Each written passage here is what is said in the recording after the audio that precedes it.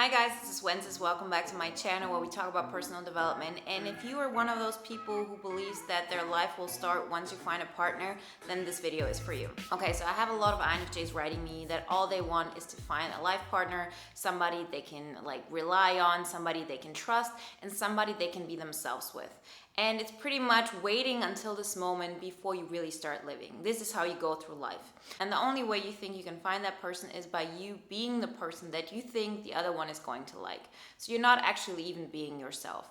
So there are a couple of problems to this. The first one is that you actually believe that you cannot live until somebody else loves you, which is pretty much a declaration of self-loathing. It means that you kind of say, well, I'm not allowed to be myself. I'm not allowed to really live out my truth, my happiness, everything that I believe in, as in like my life force, my purpose, if there's not somebody who loves me. This is not just a relationship thing. You know, it's the same way as saying, I'm just gonna believe once I see the evidence. So if you see the evidence that somebody loves you, then you believe that you're lovable and then you can live it out. So if you think about it, it's all not right. And we don't know what we don't know. So this is something you're not gonna feel. I've been in this situation for many years, so I can tell you from experience, it's not like you think in that moment, well, I'm not loving myself, I'm not being myself, I'm actually living my life purpose. You don't feel that way.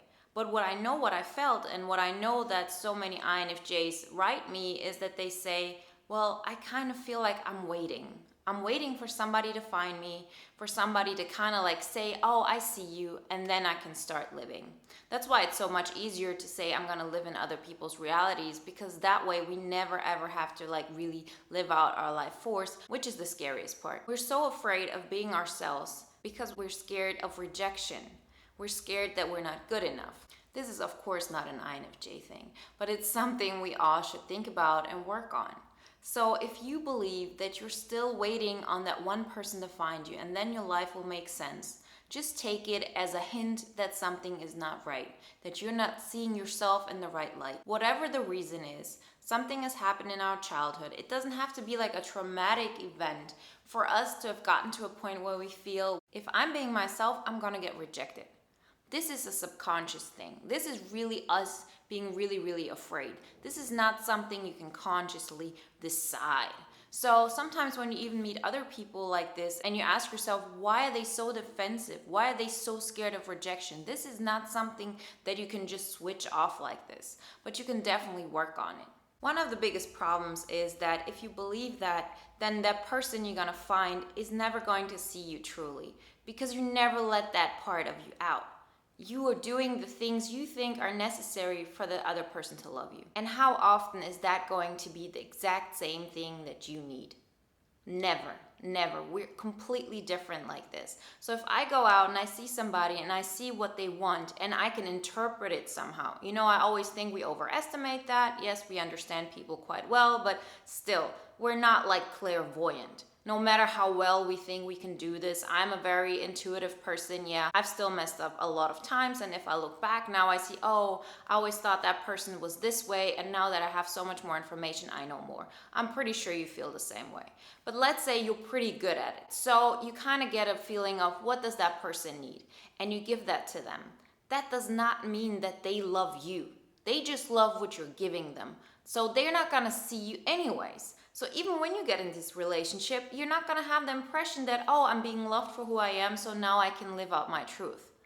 But if you do live out your truth first and are willing to accept rejection if it comes your way, and then somebody meets you, then you can still give them what they want, but you can do it out of your integrity. You're not giving up who you are, because you're going through life being as much of yourself as you can be, and then you connect with somebody. That means no matter how much I try to compromise, no matter how much I'm trying to meet that person halfway and make life and our relationship as good as possible, I'm never going to give up what is important to me, which is my integrity, which is my freedom, which is my passion, and all of those things I used to give up because I connected with that person before I was actually being myself. Then there are people who kind of live out their truth. Not their whole truth, but they can tell, well, I'm actually really fighting for something.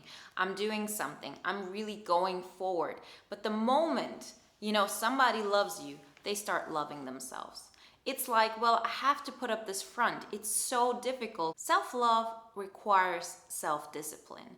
And it's something that is not easy to come by. After a while, you get so used to it and you love it so much, so you don't give it up. Like I have a self-discipline of brushing my teeth every day. We are so used to this. So this is not really a bad thing, but you getting into the habit of working out, eating right, whatever, getting into the habit is work. It takes discipline. We have to learn it. And so self-love is the same way. There are a lot of people who kind of love themselves, but they love themselves as long as there isn't that one person who loves them. Because the moment that happens, they completely give up. They kind of let themselves go. And I've done that. I know a lot of INFJs do that because it's really a point of I never really loved myself. Even if I push myself to a point of I try to put my life force out, I'm trying to live this emotion out and be as much of myself as I can, I only think, once I meet that person, why should I do that? That person is loving me, so why in the hell would I love myself? But if you don't love yourself, that other person can't love you anymore. I mean, in so many relationships that happens that you get together and then you just lose yourself. You completely lose yourself. You don't know who you are. And all of your joy comes from what that other person is giving you. You give up control. It's so much easier to let other people decide of your happiness instead of really holding on to it. And through movies and media and books, we've been taught that this is actually real love, right? Sacrifice everything, put your whole life on hold, and love that person so much. And when you love that person is going to love you, and you kind of feel like, I don't have to love myself anymore. But as I said, the moment you lose yourself, who is that other person going to love? That other person didn't fall in love with you because you loved them. That person loved you because they saw something in you, and then the person they saw in you loved them back. There's a spark in you, and people fall in love with that. They see that. They want to cherish that. They want to really embrace you being as much of yourself as you can be and loving life. This is what we all need. This is why we are attracted to people in friendships, as coworkers, as like mentors, as as life partners, people who want to feel alive, who do feel alive. And so once you're at a position where you feel like, well, as soon as I get that, I'm going to give it up because it's just a front. I'm just doing this because I don't have anybody who loves me. It's a very vicious circle.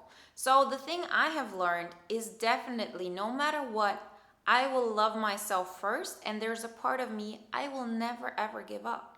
There's a part of me, no matter how much I love that person, I'm always going to love myself a little bit more. And that's the best thing you can do. That's the healthiest thing you can do. And there's nothing you have to be ashamed of because of that. So many of us feel so guilty, feel so selfish, feel like, well, who's going to love me if I love myself so much? Right. That's called people are not going to be dependent on you. I don't need somebody to be so obsessed and in love with me in a way of feeling that their life is going to end if I'm not with them. And I used to be like this. I used to only want relationships where that person was really holding on to me for dear life. And now I don't need that. I want that person to have like their own life force. I don't want their life to be over when I'm gone. I don't want any of this because I'm giving myself so much love that I don't need that much from the other person anymore. And then true love can happen because it's freedom. There's no dependency in it. And so no matter what, I connect with people completely differently. I had to learn of, I'm not waiting for somebody to find me. I have to find a way to live my life, love my life, that even if I never meet anybody else in my life, I'm going to be happy. That I nourish my whole being, and it's not going to be dependent on that one person's love. So I had to believe before I had evidence.